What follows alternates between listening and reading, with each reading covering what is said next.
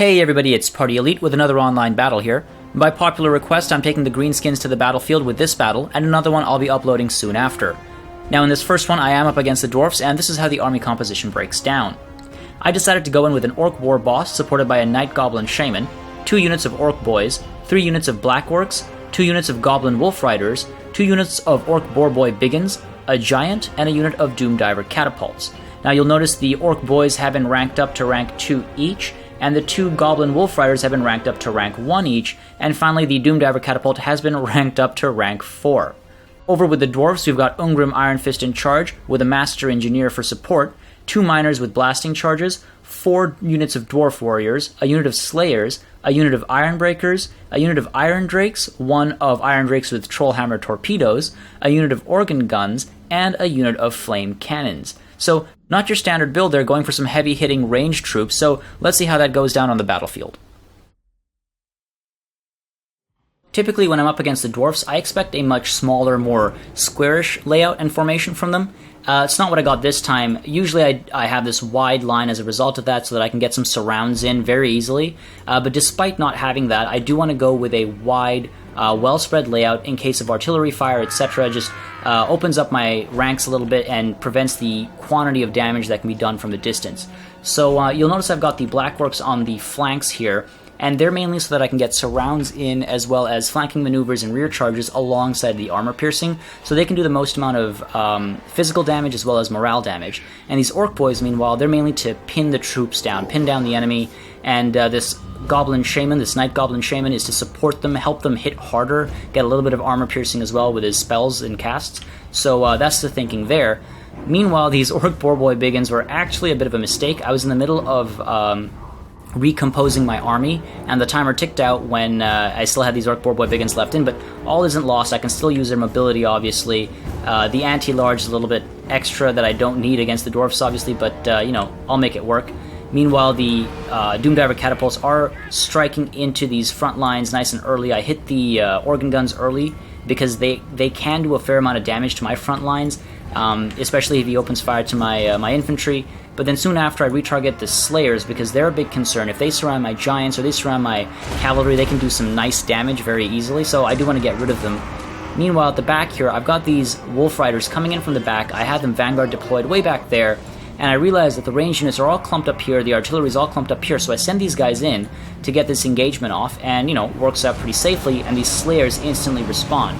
So in response to that, I pulled these Wolf Riders back almost right away, you'll see, and these Wolf Riders I peel away as well, and I threaten to charge into the backs of his lines.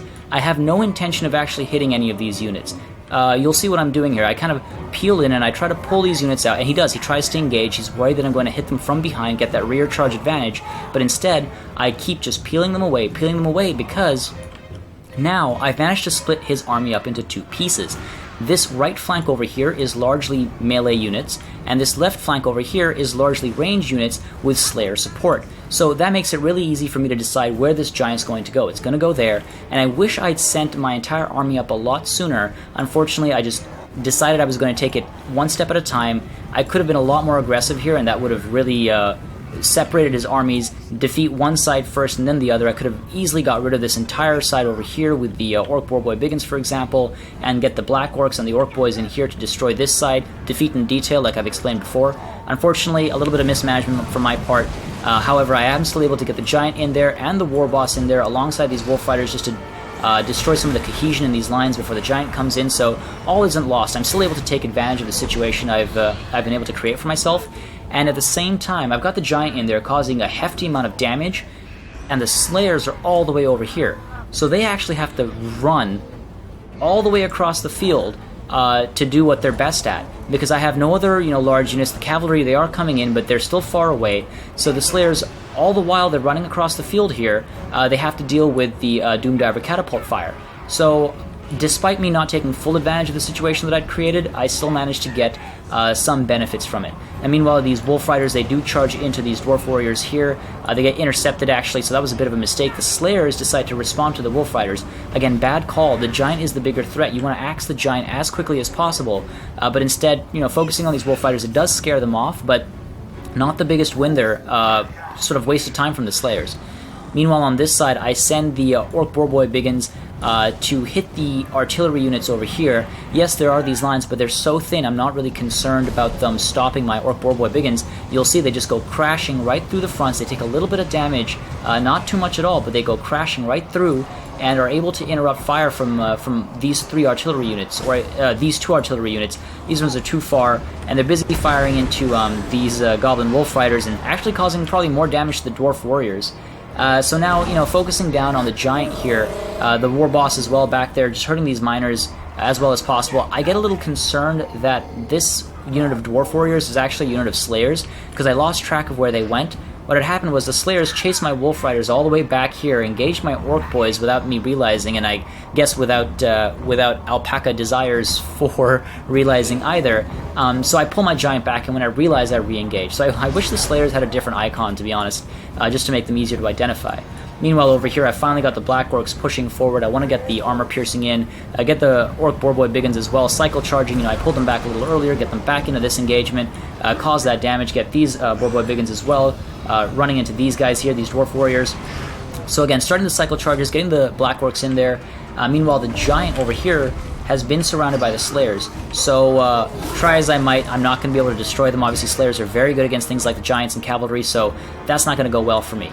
Unfortunately, I've kept those Black Orcs and these Orc Boys behind. Again, I'm being a bit too patient. I should have been a lot more aggressive in this battle. I would have done a lot better.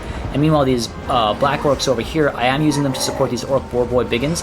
You'll notice I push them off to the side and then pull them in. That's just to get the extra morale damage from attacking to the side. So I want to break these Iron Breakers as quickly as possible so that I can get all the units that are occupied here back into the center, because again, I don't want to keep these guys occupied in these small-time combat situations. I want to focus in and sort of take everything down piecemeal. Now, once again, over here, I've got these Wolf Fighters. They've regained their confidence, sending them back in as well. And I'm really concerned at this point because not only is my War Boss retreating, frightened as he is, finally, the Organ Gun has also opened fire into my Orc Boys. And that, like I've expressed, is very concerning because it can do quite a bit of damage because of how densely packed these units are.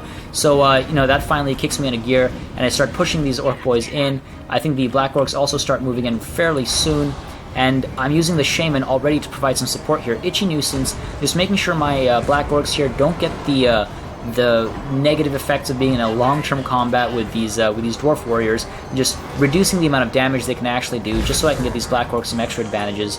Now, over here, you'll notice the Curse of the Bad Moon goes down. Yes, that's not technically the ideal cast for that, and I wasn't looking for the benefits of the Curse of the Bad Moon per se. I was actually hoping that this would freak my opponent out enough to have him push his artillery around so he wasn't firing into this engagement here. Didn't work out. I was thinking maybe it will. I was trying to play some mind games. Didn't happen, but all isn't lost. Meanwhile, on this side here, these Orc Boys quickly get engaged by these Dwarf Warriors and Ungrim Iron Fist, so don't really stand much of a chance there. I don't catch it because I'm too preoccupied with that flank over there. So you'll see these Orc Boys start to retreat almost right away, and meanwhile these Orc Boys charging into these Dwarf Warriors, they get the extra benefit of sneaky stabbing. So that's going to help them in this engagement. Again, like I said, I wasn't going to use them on their own. That support from the Shaman is exceptionally important when I'm up against Dwarfs with things like the Orc Boys. They're cheap and they need support for efficiency. Meanwhile, over here, I've got the Black Orcs finally, pushing in from this engagement and trying to take care of some of these artillery units, get them out of commission. These Black Orcs still preoccupied by the Engineer and the Slayers, actually. But because the Slayers are so low on health, I decided it's safe enough for the War Boss to go in. Still haven't popped that potion of health. I finally do it here just before the engagement, so a little bit of a risky play there. But very quickly I'm able to break the Master Engineer, have him running. And meanwhile over here, Ungrim gets involved again with these Orc Boys, causing a severe amount of damage. Again, Ungrim does not break, and he's a very, very good melee fighter. I send the Black Orcs in. They have the armor-piercing benefit, obviously, and I also send in the War Boss because I'm not having any of this. Meanwhile, the Night Goblin Shaman as well.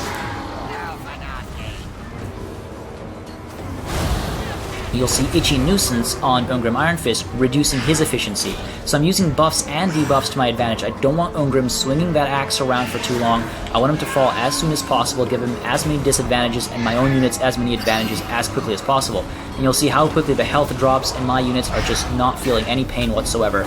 So there you go, very quickly, in this little duel where he's completely surrounded by a crowd of Greenskins, Ungrim Iron Fist is going to drop very easily. And you'll see in the background all the enemy units are routing. no concerns anymore for me, and I let the war boss do his thing, take down Ungrim Iron Fist. There you have it, and that's the victory for the Greenskins. Unfortunately, it's a Pyrrhic victory, a little bit better management for myself, and things could have gone a lot better had I been a lot more aggressive. Again, that early peeling away with the Wolf Riders, they didn't do much in terms of killing, but in terms of a tactical advantage, they definitely helped, pulling those Slayers off to one side and pulling all the melee units off to the other side, allowing my Giants some free time to cause some damage. Unfortunately, I didn't take full advantage again. If I'd just been a bit more aggressive with my infantry, I could have just separated those armies and caused them to break in separate pieces, and that would have been great. Overall, a decent attempt from Alpaca Desires 4, I think. The composition was a little strange, so I'm guessing he's not the most well-versed opponent. I could be wrong, but very strange composition. He could have done a lot better with his artillery. Organ guns are a good call against Greenskins. You really have to protect them a lot better. And again, when you're using Dwarfs, when you're trying to defend against charges, you need to have dense lines. Otherwise, as you saw, the Orc Boar Boy Biggins, they charged right through those thin lines, not a care in the world, and engaged the artillery units and the ranged units without worrying about anything. They were free to do as they willed because of those thin lines. So you have to be a lot more careful if you're planning on doing something like that. Also, make sure you're not falling into a baiting maneuver by your opponent. Again, those Wolf Riders, I didn't want them to engage. I never once thought they were going to engage those melee units from the rear, and I was just hoping to peel the army into two. This battle could have gone a lot worse for the Dwarfs had I personally been a bit more efficient. I must have been thinking about something else and just didn't jump in at the opportunity, but hopefully this battle showed you how you can use your Vanguard deployment very fast units in sort of different ways that aren't just sniping artillery and range units early on. Again, splitting the army up into two separate pieces, the Dwarven army, could have been very helpful for me had I been a lot more responsive and charged in and been more aggressive. I didn't do that, however, you saw the efficiencies it caused because the Slayers were so far separated from where my Giant was targeting, and it opens up options. So hopefully, it gives you guys some ideas in how you can tactically use these units in ways that aren't just your standard kind of bash them into the enemy. Otherwise, as always, if you'd like more Total War content, make sure you subscribe to this channel, and I'll see you guys next time.